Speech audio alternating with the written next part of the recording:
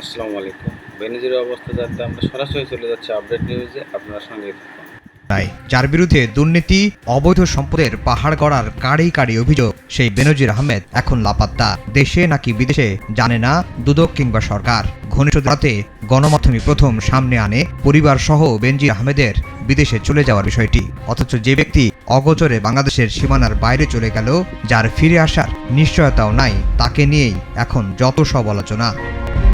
3 দিন আগের ঘটনা, পালিয়ে যেতে পারে এমন আশঙ্কা থেকে মামলার আগেই অতিরিক্ত পুলিশ সুপার উত্তম কুমার বিশ্বাসের বিদেশ যাত্রা ঠেকাতে আদালতের দ্বারস্থ হয়েছিল দুদক। আদালতও সেভাবেই আদেশ দিয়েছেন। অথচ সম্পত্তি, ক্ষমতা, দুদক বেনজিরের বিদেশ যাত্রা ঠেকানোর বিষয়ে পদক্ষেপ নিলে এত বিতর্কের জন্ম হতো না।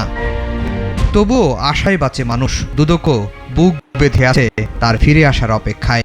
না আসলেই বাকি, আসামি থাকুক আর না থাকুক, বিচার তো আর থেমে থাকবে না, এটি এখন সান্ত্বনা। যদি আসে ওয়েল এন্ড গুড, আর যদি না আসে কমিশন তার নির্দিষ্ট যে আইনি পরিধি আছে, আইনি কাঠামো, এবং সেই আইনি কাঠামোর আওতায় থেকে কাজ করে অনুসন্ধান করবে শেষ পর্যন্ত। কাজে বিষয়টির জন্য আমাদেরকে 6 তারিখ পর্যন্ত অপেক্ষা করতে হবে। গাজীপুর থেকে মাদারীপুর, গোপালগঞ্জ থেকে সেন্ট মার্টিন পর্যন্ত ছড়িয়েছে বেনজিরের দুর্নীতির খতিয়ান। তার নির্যাতনের শিকার হয়ে সর্বশান্ত হওয়া মানুষের তালিকাও দিন দিন বাড়ছে। দুদক আইনজীবী বলছেন, ভুক্তভোগীরা চাইলে বেনজিরের বিরুদ্ধে থানাতেও মামলা করতে পারবেন। দরখাস্ত দেওয়ার একটা সুযোগ আছে, আপনি সুযোগই আপনার গ্রিভান্সটা পড়ে দেখেন। বেনজির যেখানেই আছেন, তাকে নিয়ে ঢাকায় যে তুফান চলছে, নিশ্চয় তিনি তা উপলব্ধি করতে পারছেন।